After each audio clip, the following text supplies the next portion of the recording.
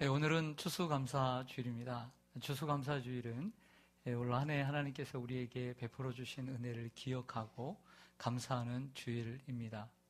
또 이러한 감사절을 통해 잃어버렸던 감사를 회복하고 또 남은 한 해 동안도 짧지만 끝까지 감사할 수 있는 삶을 살아갈 수 있는 동기 부여가 되는 귀한 주일입니다.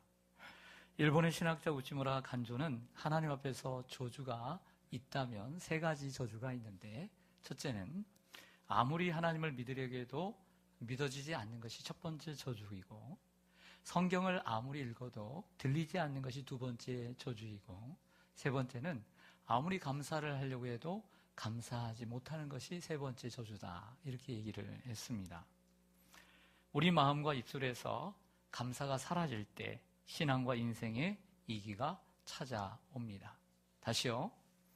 우리의 입술과 마음에 감사가 사라질 때 신앙과 인생의 위기가 찾아옵니다. 올해 우리 교회 표어가 뭐죠? 네, 현수막 찾아봐도 없습니다, 오늘은.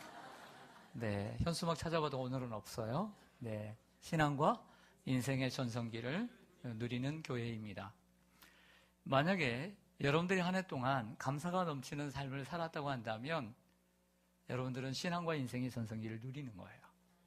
하지만 여러분들이 돌아올 때에 꾸준하게 감사가 넘치지 못했다고 한다면 여러분들은 신앙과 인생의 전성기는커녕 오늘 위기를 맞고 있다라고 자신을 점검하시면 됩니다. 인간은 감사를 잊기 쉬운 존재이고 인간은 감사를 잘 하지 못하는 존재입니다. 처음부터 그랬던 것은 아니고요. 아담과 하와가 죄를 범하고 그리고 전적으로 타락한 후에 인간은 본질상 하나님을 알지도 못하고 하나님 앞에 감사하지 못하는 존재입니다.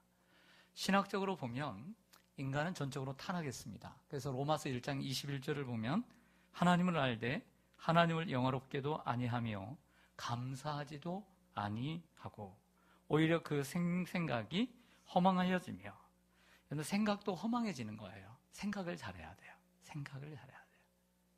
생각은 신념의 덩어리인데 이 생각이 얼마나 중요한지 몰라요. 생각이 허망하여지면 미련한 마음이 어두워졌나니 라고 했습니다.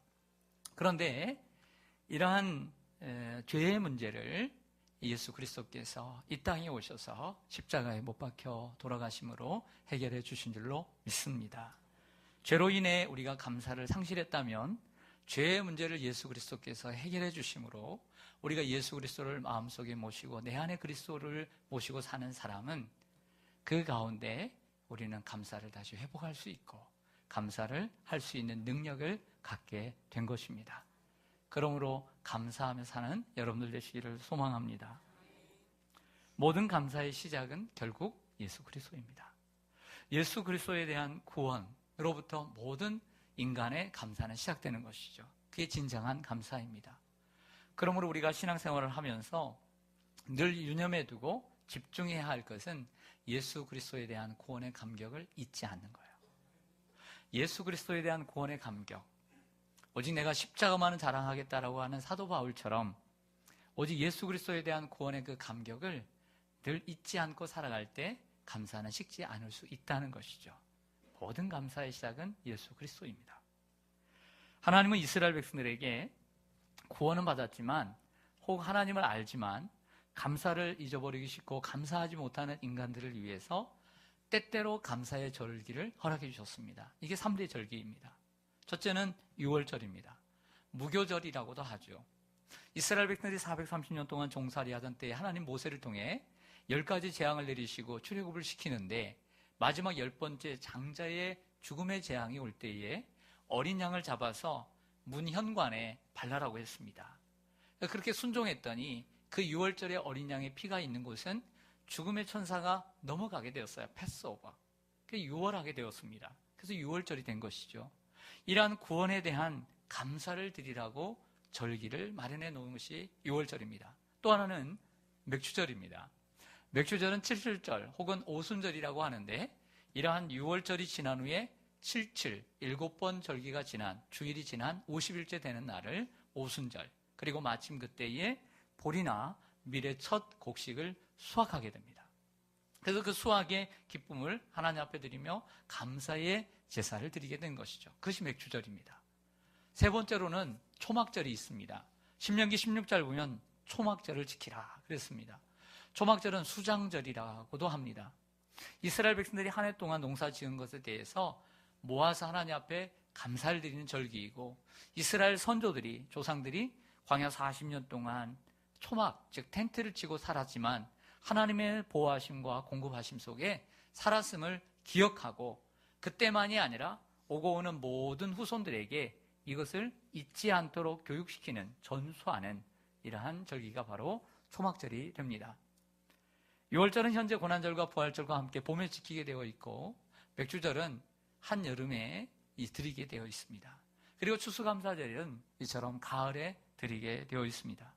우리가 예수 그리스도를 통해 하나님을 알고 믿고 있지만 그래도 감사를 잊기 쉬운 연약한 존재이기에 봄, 여름, 가을, 그리고 한겨울에는 성탄절과 그리고 송구영신 예배를 통해서 새로운 나팔절, 시작인 추수감사주일, 아니 신년감사주일로 한겨울에 드림으로써 한 해를 시작하게 됨으로써 이러한 겨울, 봄, 여름, 가을 때때마다 하나님 앞에 감사의 절기를 하나님이 주셔서 잊지 않도록 하셨던 것이죠.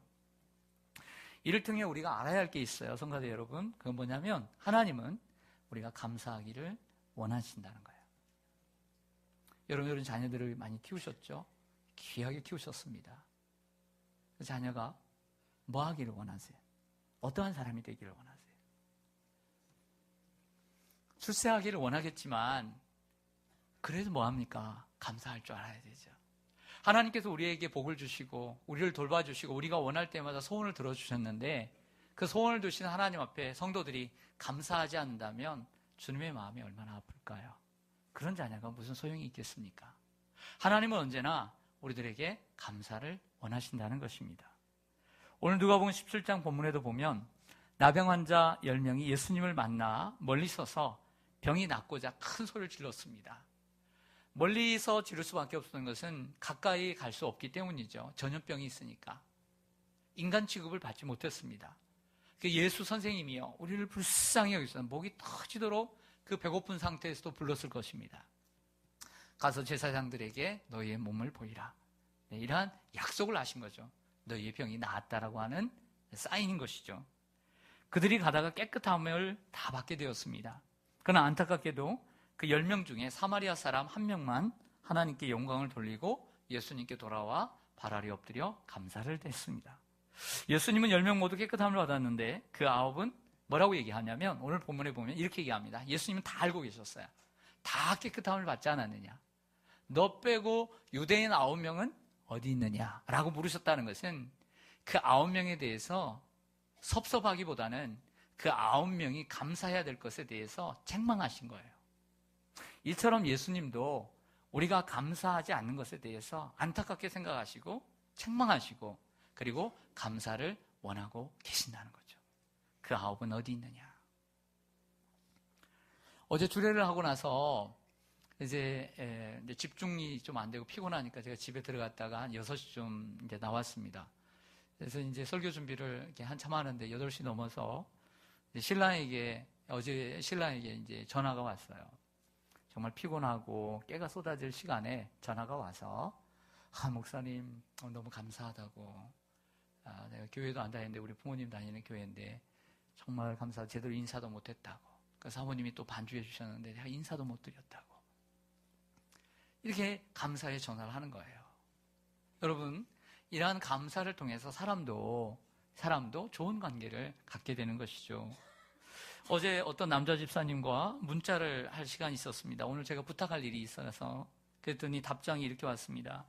둘러보면 모든 것이 감사한 것, 모든 이가 고맙고 모두가 저를 향하여 도우며 함께 해주시니 그저 하나님께 바라는 기도보다 감사함의 기도가 앞섭니다. 바라는 기도보다 감사함의 기도가 앞선다.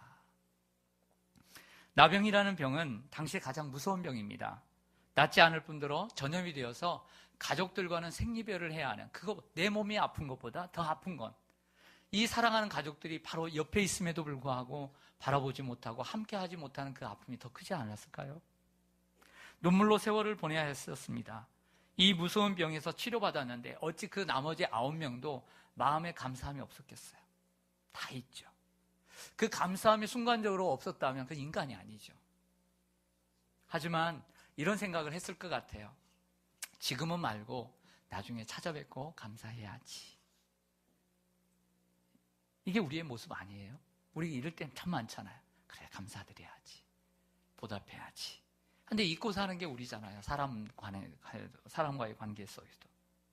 또 냄새나는 옷 좀 벗어버리고 이제 샤워하고 그리고 새 옷을 단장하고 이제 좀 저녁도 먹고 가족들과 함께 회포를 풀고 난 다음에 예수님을 찾아뵈야지. 샤워하고 새 옷 갈아입고 배를 두둑하게 이렇게 채우니까 스르르 잠이 오고 감사하기보다는 나중에 해야 되겠다는 생각도 들었을 것입니다. 하지만 지금은 또한 아무것도 없고 좀 나중에 형편이 나아지고 내가 좀 돈을 벌면 그때 예수님께 뭐 좀 조그만한 거라도 사례를 하고 감사해야 되겠다는 생각을 얻지 않았겠습니까? 하지만 결과는 똑같았습니다. 그들은 감사하지 않았습니다. 그리고 영적인 결과도 똑같았습니다. 사랑하는 여러분, 오늘 감사절을 맞이하면서 드리고 싶은 말씀, 오늘 말씀을 통해서 볼 수 있으면 감사는 미루지 않는 것이다. 따라가겠습니다. 감사는 미루지 않는 것이다. 여러분, 감사를 미루면 감사를 못해요. 감사는 또한 마음으로만 하는 것이 아니다. 감사는 마음으로만 하는 것이 아니다. 꼭 물질이 없어도 여러분들 감사는 입으로 하는 거예요. 할렐루야. 감사는 미루는 것이 아니고 감사는 마음으로만 하는 것이 아니라 표현하는 것이다. 그리고 감사는 지금 해야 한다. 여러분들, 우리가 살고 있는 이 한국 사회에 정말 급속도로 변하고 있습니다. 50년 전에 40년, 30년 전 완전히 정말 새로운 각도로 변하고 있습니다. 자, 그 변하는 가운데 어떤 변화가 있다고 보냐면 어떤 그 글을 보니까 이렇게 되어 있습니다. 제가 읽어드릴 텐데 행복의 조건을 찾기보다는 불행의 조건을 찾는 시대가 되었다. 우리 한국 사회가. 행복의 조건들은 참 많음에도 불구하고 자꾸 사람들이 불행의 조건들을 찾으며 불행 속에 살아간다는 거예요. 10대는 원하는 대학에 못 들어갈까봐 불행하고 20대는 취업에 실패할까봐 불행하고 30대는 내 집 마련과 결혼에 실패할까봐 불행하고 40대는 직장에서 언제 잘릴지 몰라 불행하고 50대는 은퇴를 앞두고 초조해서 불행하고 60대는 은퇴 이후에 뭘 먹고 뭘 하고 살까 막막함으로 불행하고 70대는 늙어버린 자신을 바라보며 불행하고 80대와 90대는 건강 걱정과 얼마나 더 살아있어야 하는지 모르는 것에 대해서 걱정한다고 합니다. 불행하다고 합니다. 여러분, 우리 주위에는 정말 감사할 것, 행복할 것이 많은데 이처럼 이 시대의 풍조에 밀려서 똑같이 불행을 찾고 계시지는 않습니까? 탈무드에 보면 이 세상에는 가장 현명한 사람과 가장 강한 사람 그리고 가장 부유한 사람이 있는데 누구인가라는 질문을 던진 후에 대답을 이렇게 해갑니다. 가장 현명한 사람은 누구일까? 가장 현명한 사람은 다른 사람들에게 늘 겸손하게 배우기를 원하는 사람, 항상 배우는 사람. 이 사람이 가장 현명한 사람이다. 가장 강한 사람은 자기 자신을 이기는 사람이다. 그리고 가장 부유한 사람은 자신의 삶에 만족하는 사람이다. 생각해 보세요. 여러분들에게 한 50억을 탁 떼어주시면 야, 내가 그때 행복하고 감사하겠습니까? 그러겠어요? 여러분, 많이 가졌다고 해서 그 사람이 부유한 사람이 아니라 결국에는 자기가 가진 것에 대해서 만족하는 사람이 행복한 사람이에요. 할렐루야. 여러분, 어떻게 사셨습니까? 만족을 내일로 미루는 사람은 감사도 내일로 미루게 돼요. 만족을 내일로 미루는 사람은 오늘 감사를 하지 못해요. 자, 이스라엘 백성들이 실패한 대목이 이 대목입니다. 자, 중요한 얘기를 해드릴게요. 이스라엘 백성들이 애굽에서 나와서 가나안 땅으로 들어가는 이 40년의 세월을 여러분들은 가볍게 여겨서는 안 돼요. 이것은 인간의 삶의 표본이에요. 이들은 비록 광야 생활이, 홍해를 건너고 광야 생활이 힘들고 어렵죠. 그래서 이들은 원망하고 불평했습니다. 이게 민수기의 역사입니다. 그러면 그들이 잘했느냐? 정말 어리석고 잘못했습니다. 그들은 감사했어야 합니다. 왜냐하면 하나님께서 그들과 함께 하셨기 때문입니다. 그들은 감사했어야 합니다. 왜냐하면 그들은 바른 길을 주님과 함께 걸어가고 있었기 때문입니다. 가나안 땅을 향해서 걸어가고 있었기 때문이죠. 햇볕이 뜨겁고 먹을 것이, 마실 것이 종종 부족해도 그들은 바른 길을 걸어가고 있기 때문에 감사했어야 합니다. 때때로 그들의 가는 길에 막는 적들이 있고 괴롭히는 적들이 있어도 하나님께서 그들과 함께 기도하면 하나님이 싸우셨기에 그들은 감사했어야 합니다. 감사하면서 따라가기만 하면 가나안 땅에 곧 도착할 수 있었습니다. 그러나 그들은 원망하고 불평했기에 가나안 땅에 40년이 걸려서 갔던 것이죠. 그들은 가나안 땅에 도착한 후에야 감사할 수 있는 사람들이었습니다. 그것이 잘못된 것입니다. 그들의 실수입니다. 여러분, 우리가 천국에 가고 있습니다. 그 천국에 가서 감사하는 사람은 있습니다. 그래서 천국에 가서 내가 감사하겠다라고 하는 사람은 이 땅에서 감사하지 못합니다. 우리 중에는 광야에서도 감사하는 사람이 있는가 하면 가나안 땅에 도착해서야 감사하는 사람이 있습니다. 어떤 사람은 병이 들어서도 이 병든 가운데서 감사하는 성도님들을 참 봅니다. 참 배울 게 많죠. 그 아픈 중에도 감사해요. 그런 사람이 있는가 하면요, 다 나아야 감사하겠다는 사람이 있어요. 어떤 젊은이는 내가 꿈을 이루고 내가 소원이 성취되어야 내가 감사하는 사람이 있는가 하면 아직 꿈이 이루어지지 않아도 감사하는 사람이 있다는 것이죠. 우리는 지금 인생이라는 광야를 지나고 있습니다. 우리의 인생살이 역시 광야처럼 참 힘듭니다. 고단하고 늘 풍성하지만은 않습니다. 하나님이 함께 하시지만 함께 하시는 이스라엘 백성들에게 물이 없고 목마르고 먹을 것이 없고 더 바라는 것이 있고 때로는 적들이 있고 바른 길을 가고 싶은데 하나님은 지그재그로 돌아가게 하시고, 그렇지만 우리의 인생살이가 광야 같아도 우리는 이스라엘 백성들처럼 그렇게 살면 안 돼요. 감사하며 살아야 돼요. 그 사람이 지혜로운 사람이에요.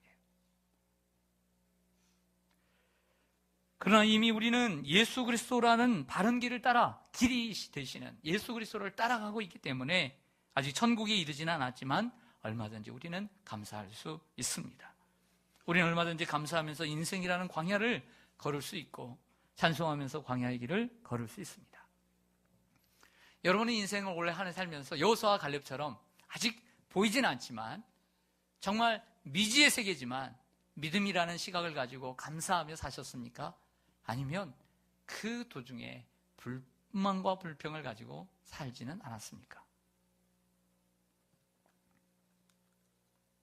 오늘 누가복음 17장 본문에서 보면 또 하나의 눈길을 사로잡는 대목이 있습니다. 마지막 19절입니다. 19절을 보시죠.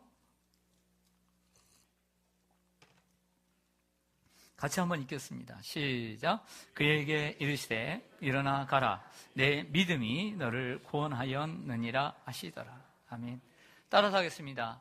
마지막 말씀인데요. 내 믿음이 너를 구원하였느니라. 자, 한번 생각해 보죠. 자, 오늘 29절이 있기 전까지 자, 믿음이라는 단어를 찾아볼 수 있나요? 없었죠. 자, 믿음이라는 게 있었어요? 안 보였어요. 단지 자기가 나아서 돌아와서 하나님께 영광을 올려드리고 예수님께 엎드려 감사를 드렸어요. 당연히 어떻게 보면 인간으로서 해야 할 당연한 도리죠. 이 정도면. 큰 사례를 한 것도 아니고 감사한 거예요. 그런데 이 속에서 예수님을 뭘 보셨냐면 믿음을 보셨다는 거죠.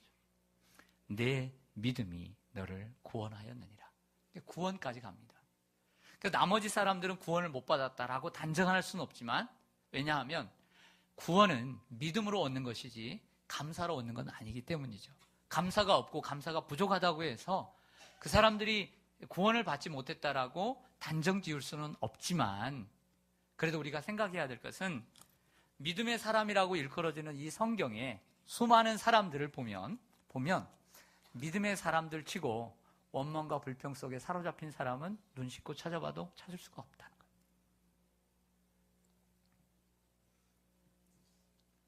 믿음의 사람 치고 어떤 환경이든 감사하며 살았다는 거예요. 동의하면 아멘.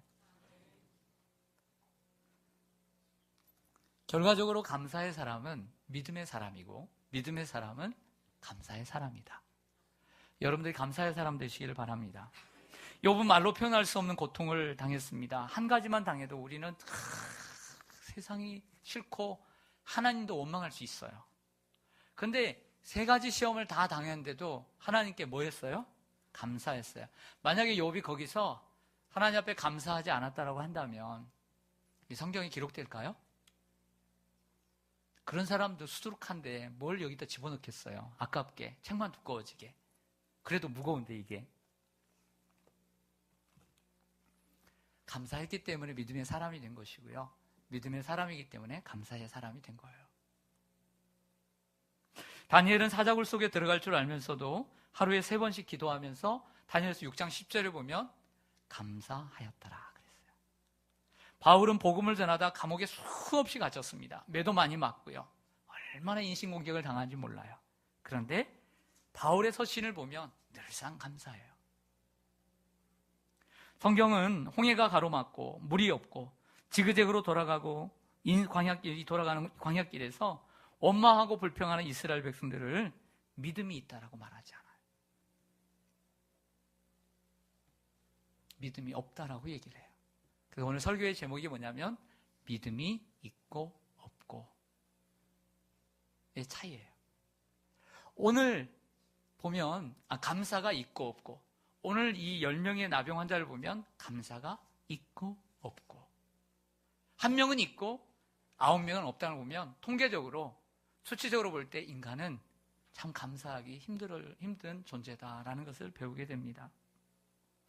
그뿐만 아니라 감사는 믿음과 연관이 있는 것뿐만 아니라 은혜와도 관계가 있습니다. 감사가 없는 사람이 은혜가 있다라고 말할 수가 없습니다. 저 사람 은혜가 있다라고 하는 것은 저 사람이 새벽 기도를 열심히 하고 빠지지 않고 말씀을 읽고 봉사도 열심히 하고 토요전도 수요전도 병원전도 열심히 한다고 해서 그 사람이 은혜가 있는 사람이 아니에요. 은혜가 있는 사람은 감사가 있는 사람이 은혜가 있는 사람이에요. 할렐루야. 열심히만 해보세요. 누가 그 은혜가 있다고 그래요? 아니에요. 감사하게 하는 사람이 은혜가 있는 거예요. 할렐루야. 그렇지 않을까요? 감사함이 없이 1년 12달, 1년 365일 하면 뭐예요? 그 은혜 없는 거죠. 늘 감사함으로 하는 게 은혜가 있는 거예요. 은혜가 있기를 축원합니다. 오늘 나병에 걸렸던 사마리아 사람이 돌아올 때 보면 감사했어요. 당연한 거 아니에요?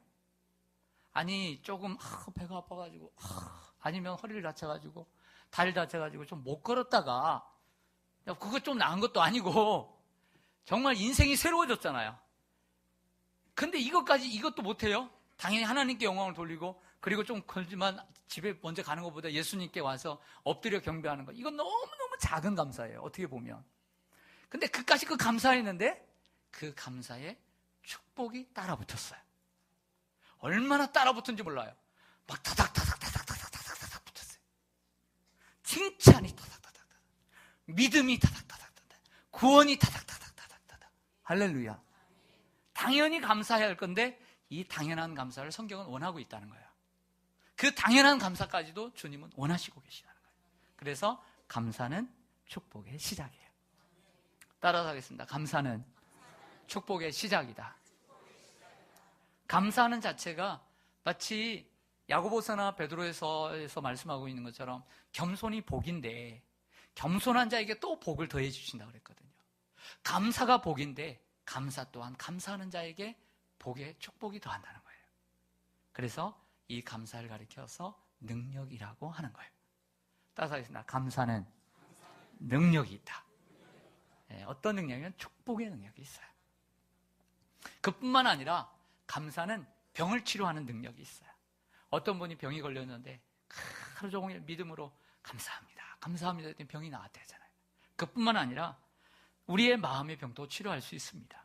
우리의 마음은 참으로 신비롭습니다. 우리의 마음이 어때요? 신비로워요. 하루에도 오만 색깔이야. 네. 하루에도 이따만 했다가 요만했다가. 그래 안 그래요? 우리의 마음이 하여튼 요상스러워, 신비스러워. 이게 마음이에요. 뭘 피면 세상을 다 품을 수 있어요. 근데 이 똑같은 마음이 만큼 작아지면 한 사람도 감당을 못해. 강해지면 어떤 시련과 난관도 이겨. 하지만 약하면 조그마한 돌뿌리에도 넘어지고 상심을 해. 이게 우리의 마음이에요. 결국 마음이 좁고 약하면 상처를 많이 받게 되고요. 상처를 많이 받는 영혼은 감사를 잊어버리게 되는 거예요. 마음을 새롭게 해야 돼요. 우리 마음속에 상처와 억울함이 감사를 가로막듯이 우리의 마음속에 감사를 가지고 있으면 마음의 상처와 억울함을 풀어줍니다. 이게 감사의 능력이에요. 감사를 찾는 사람이 돼야 돼요. 우리는 감사의 능력을 알아야 합니다. 현대인들이 감사의 능력을 몰라요. 우리 그리스도인들이 무엇보다도 감사에 대한 이 지식을 가져야 돼요. 감사에 대해서, 감사의 능력이 무지하면 안 됩니다. 감사는 놀라운 능력을 가지고 있어요. 감사는 마음의 병을 고치는 능력이 있습니다. 또한 감사는 관계를 회복하는 능력이 있어요. 관계를 회복하는 능력이 있다. 창세기 2장, 3장으로 돌아갈게요. 최초의 인간인 아담과 하와가 아름다운 동산에서, 기쁨의 에덴의 동산에서 하나님이 주신 모든 것을 가지고 감사하며 하나님이 가지고 계신 권한도 부여해주고 이름을 지어라. 그게 이름이 되었어. 얼미 이름. 여러분들 내 자식 이름 내가 지었는데 할아버지가 짓는다고 제가 가르치면 그것도 기분 나쁜 건데 하나님은 이름까지 짓는 것도 다 맡겼어요. 대단한 권세와 권능을 축복을 주셨어요. 그리고 그 이 동산 중앙에 있는 한 나무, 뭐죠? 선악과. 오직 그거 하나만 먹지 말고 다 어떻게 했어요? 다 먹으라고 그랬어요. 많이 주셨어요? 적게 주셨어요? 그런데 이 마귀라는 놈이 딱 들어와서는 이렇게 얘기하는 거예요. 하나님이 어떤 분이냐? 그래서 조잘조잘거리면서 그 마음을 움직이는 거예요. 야, 하나님께서 네 동산 중앙의 나무를 먹지 말라고 했다. 그 열매를. 왜 그런 줄 아느냐? 하면서 꼬드기는 거예요. 이간질하는 거죠. 그러니까 이 아담과 하와의 눈에 마음에 뭐가 꽂혔냐면 선악과만 꽂힌 거예요. 선악과만 다 꽂혀가지고 꽂히니까 이전에 하나님께서 나를 창조하시고 나에게 귀한 권세를 주시고 권한을 부여해 주시고 이 모든 것을 이 에덴 동산에 먹고 마시고 누리게 하신 것을 싹 잊어버려요. 싹 잊어버리게. 이게 마귀의 계략이에요. 선악과를 바라봐야 하겠습니까? 선악과가 아닌 하나님께서 주신 것을 바라봐야 합니까? 여러분들은 무엇을 바라보고 계십니까? 결국 이러한 감사가 하나님과의 관계를 규정하고 있다는 것이죠. 사람과의 관계도 마찬가지인 것 같아요. 예를 들어서 부모님께 감사하다가도 어떤 소중한 일에 부모님에게 손을 내밀었는데 부모님이 능력이 한계가 있거나 능력이 있어도 좀 어떻게 좀 해주셨으면 좋은데 안 해주셔. 서운해. 그때부터 그 서운한 것만 생각이 네. 그리고 그때부터 나를 낳아주시고 길러주신 부모님의 사랑은 온데간데 없어. 은혜라는 게 없어. 오직 그게 꽂혔어. 이게 잘하는 걸까요? 충분히 우리의 자녀들이 그럴 수 있지 않을까요? 네? 내가 능력 없잖아요. 근데 자녀가 그게 꽂히면 되겠습니까? 여러분, 부모님뿐만 아니라 사람들과의 관계도 마찬가지예요. 사람들에게도 아쉽고 서운한 것만 바라보지 말고 지금까지 그 사람의 관계 속에서 나에게 베푸신 은혜, 나에게 베푼 사랑, 그걸 생각해야지. 그 한 가지에 걸려서 모든 것을 잃어버리고 그 한 가지에 꽂혀서 살면 그게 진정한 감사의 생활이 될 수 있겠느냐 말이에요. 어리석은 생각이죠. 그리고 그렇다 할지라도 그 한 가지가 그토록 중요합니까? 그 한 가지가 그토록 정말 중요한 것입니까? 이전까지의 모든 것을 바꿀 수 있을 만큼 그 마음속에 걸린 한 가지가 그토록 중요합니까? 끝으로 감사는 행복을 가져다주는 능력이 있습니다. 감사가 없는 마음은 불행한 마음입니다. 그리고 불평을 하게 됩니다. 감사가 없으면 만족이 없고 행복이 없습니다. 그러다 보면 피해의식을 갖게 되고요. 그리고 부정적인 생각이 그 사람을 지배하게 되는 거예요. 뭐 물어보겠습니다. 옆에 분들에게 물어보죠. 어떻게 행복하십니까? 물어보시죠. 행복하십니까? 한 번 더 인사하겠습니다. 당신의 가정은 행복하십니까? 네. 자, 대답까지 해주세요. 대답까지. 대답까지. 네. 네. 혼자 살아도 가정은 가정입니다. 요즘 혼족들이 많아가지고. 그런데 행복의 기준이 뭐죠? 행복의 기준을 다른 걸로 많이 잡을 수 있어요. 충분히 있죠. 그런데 오늘 행복의 기준을 제가 여러분들에게 제시할 수 있다면 여러분들의 가정에 감사가 있으면 행복하고요. 감사가 없으면 불행한 가정이에요.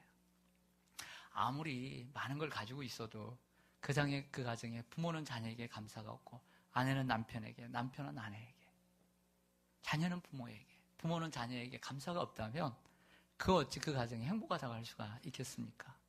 여러분, 우리 교회는 행복할까 안 할까요? 행복하기 위해서는 뭐가 있어야 될까요? 감사. 하나님께 감사. 우리 서로에게 감사. 이게 행복한 교회죠. 우리는 건강한 교회, 행복한 교회. 붙여놓습니다. 붙여놓으면 좋죠. 그러나 행복한 교회는 감사하는 거죠. 에스컬레이터까지 있고, 엘리베이터가 쫙 있고, 가니까 스카이 라운지까지 있고, 카페가 엄청 크고. 그 교회가 행복한 게 아니에요. 맨날 싸우는 큰 교회. 그게 어떻게 행복합니까? 예, 조그만 해도 감사가 넘치는, 몇 명 모이지 않아도 감사가 넘치는 교회가 행복한 교회죠. 말씀을 마치겠습니다. 병고침을 받고 돌아온 한 명은 하나님께 먼저 영광을 돌리고 돌아와서 예수님께 엎드려 감사했습니다. 상대적으로 9명, 돌아오지 않는 9명은 하나님께 영광을 돌리지 않고 감사치도 않았습니다. 자, 마지막으로 제가 영광이라는 단어를 가져옵니다. 오늘 이들은 한 명은 하나님께 영광을 돌리고 예수님께 돌아와 감사를 했습니다. 9명의 사람들은 그 치유함을 받았음에도 불구하고 하나님께 영광을 돌리지 않았습니다. 자, 그 영광 어디 갔습니까? 성가대 여러분, 그 영광 어디 갔어요? 네, 자기들이 가져간 거예요. 그래서 그 영광을 누가 취한 거예요? 자기들이 취한 거죠. 여러분, 감사가 힘드실 수 있어요. 제가 작년 설교를 이렇게 봤어요. 뭐 설교를 했나? 재작년은 무슨 설교를 했나? 저도 새까맣게 잊어버렸어요. 근데 너무 멋진 설교를 했어요. 제 생각에도 본문을 보면 항상 감사에 멋진 설교를 해요. 감사절은. 내용을 보니까 똑같이 해도 여러분들 다 까먹고 계실 것 같아요. 그러나 어떻게 똑같이 하겠어요? 그래서 새로운 설교를 준비했지만 그래서 감사절이 있는 거예요. 하나님께 감사하지 않은 사람은 하나님께 돌려야 할 영광을 자신이 취한 도둑이 된 거예요. 힘들어도요, 하나님께 감사하세요. 하나님께 감사해야 돼요. 감사를 내일로 미루지 마시고요, 이스라엘 백성들처럼 내일로 미루지 마세요. 매일매일 감사하시고 감사를 회복해 믿음의 생활과 은혜의 생활을 회복하세요. 감사를 회복해 행복하시고 감사를 드려 하나님께 영광을 돌리시기를 주님의 이름으로 간절히 축원합니다. 아멘. 기도하겠습니다.